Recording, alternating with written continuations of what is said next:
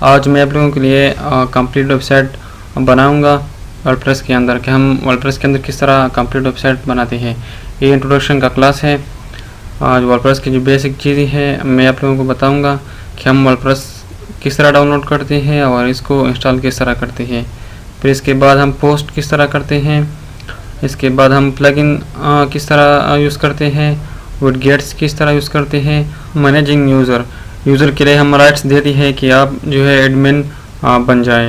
इसके बाद WordPress blog कि हम वर्डप्रेस के अंदर ब्लॉग किस तरह बनाते हैं और वर्डप्रेस वेबसाइट्स कि हम सिंपल वेबसाइट किस तरह बनाते हैं।